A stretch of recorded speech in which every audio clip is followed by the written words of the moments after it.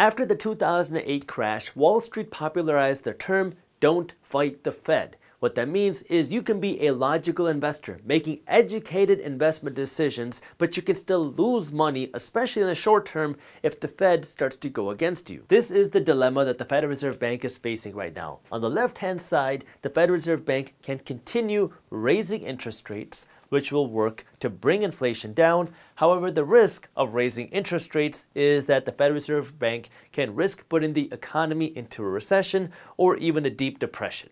On the alternative, the Federal Reserve Bank is also weighing potentially cutting interest rates, which will help boost our economy because our economy is slowing right now. But the risk with cutting interest rates is that it could cause potential hyperinflation or a currency crisis, which means that now our dollars lose a lot of value, and that could really hurt our economy even more. Now, most people who are very vocal about what the Federal Reserve Bank should do have some sort of bias as to why the Fed should do that. Like the people who are very aggressively saying that the Federal Reserve Bank should raise interest rates have a bias that I want to be able to buy assets at a discounted price, and so the Fed should keep raising interest rates because that's going to push stock prices, real estate prices down, and so people who have money on the sidelines would benefit more here.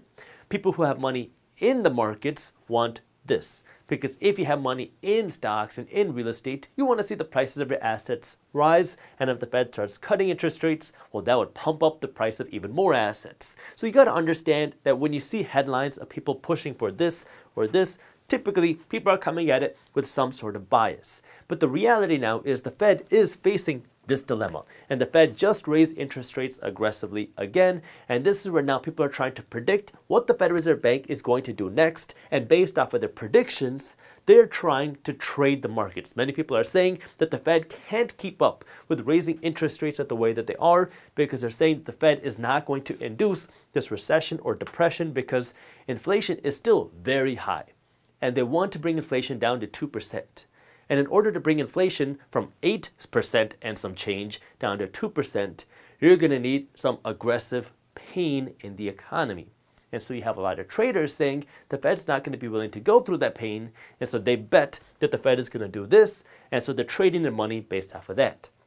And this is where you don't want to try to fight the Fed, because we don't know what the Federal Reserve Bank is going to do. You can see the risks of either one, but this is where it pays for you to be a financially educated long-term investor. I'm not a trader. To me, that's gambling because I have no idea what the Fed is going to do. I think that the Fed is going to stick with this, and maybe if a domino falls, like we saw happen in the UK, where the pension funds started to risk a solvency or a crisis where they almost went bankrupt, then the Fed could potentially start inflating again. But the Fed is saying, again, this is just what they say, I don't know what they're actually going to do. They're saying that they're going to stick here until we can bring inflation significantly lower. Now, will they actually do that? I don't know. But this is where you don't want to be in the business of trying to fight the Fed and trying to do this type of gambling, and rather be an investor and understand the risks either way. Plus, the effects of higher interest rates really take time for our economy to absorb the true effect of that, because the Federal Reserve Bank this year has been really working to increase interest rates. And while some people in the markets might get a sticker shock of what these higher interest rates are, we're still waiting for the effects of these higher interest rates to get absorbed in our economy. Because now when you increase interest rates, it could take 3, 6, 9, maybe even 12 months for the full effect of these higher interest rates to get absorbed through the economy. So now, while our economy is today trying to absorb the effects of interest rate hikes a few months ago, interest rates keep going higher. And so you have to understand that even if the Fed did not raise interest rates next month or 2 months after that, well, the effects of higher interest rates are going to continue trickling through the economy. Now, if you are an investor, this is where it's very important to have a good, reliable source of your financial education, because there's a ton of information out there, and one, it takes forever to sift through all the financial news out there, and then second, actually dissect the real news. The number one best place to get your financial news of what's happening is directly through press releases, is directly through the data, and directly through the raw reports. Not people's reportings of this news, but the actual raw news. Now, if you're not willing to spend all the time, effort, and energy to go through all this raw data, then the next best thing that you can do is join Market Briefs. It's a completely free resource that I created where every day my team is reading and researching what's happening in the financial markets, and they're breaking it down for you into a fun, witty and easy to read email. You can read it in less than 5 minutes every morning. So if you want to stay up to date on what's happening in the financial markets, that way you can make better decisions with your money, Market Briefs is a free resource that I created. And if you want to join Market Briefs for free, I'll put the link to how you can join down in the description below. Let me ask you a question. What would happen to the housing market if mortgage rates went from 7% today to 14% next month?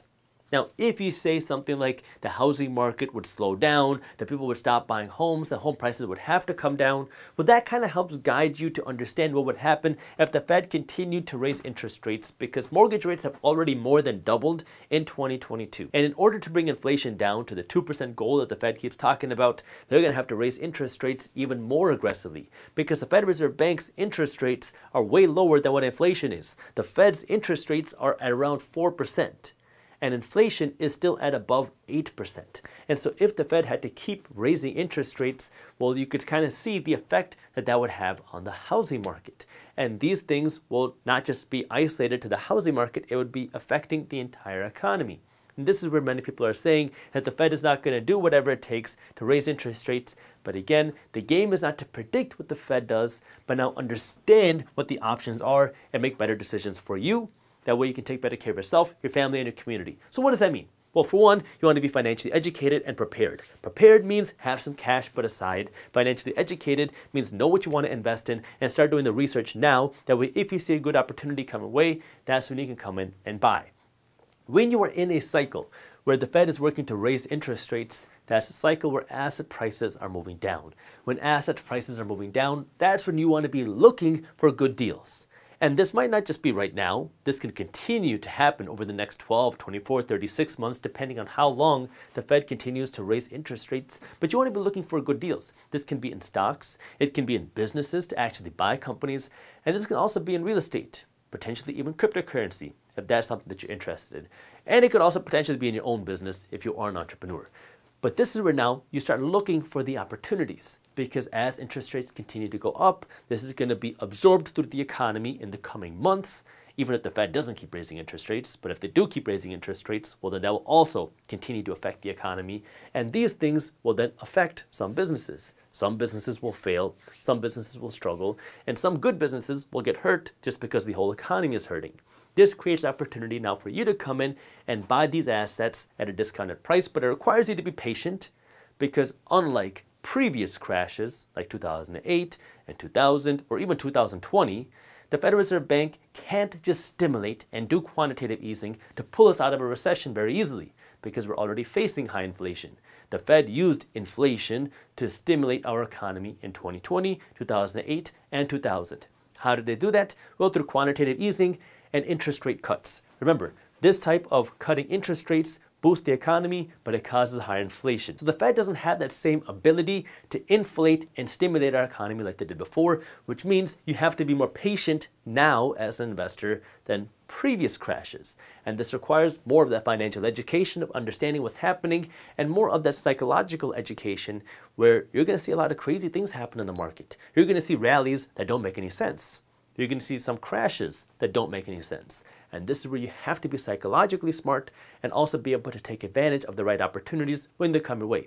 The second thing is, if you see the Fed now start changing course, you're going to see a boom, especially in the short term. As soon as the Fed would do that, you would see a big rally in markets. But understand, again, that this is where you have to be financially smart and look for good opportunities that will last a long term, not just the next 6 months or the next 12 months. Because if the Fed were to start stimulating, well, what would that mean? That would mean that inflation probably would get worse. And if inflation probably gets worse, that means that the economy would also be hurt as a result of that. Not immediately, but as inflation stays high, that would also hurt the economy. We saw that happen in 2022 in the early parts, because we saw this high inflation started to lower our GDP. Not because the Fed was raising interest rates, but because the high inflation started to hurt people's ability to spend and buy things. And so you got to understand that there is an economic pain here, not in the short term, but in the long term.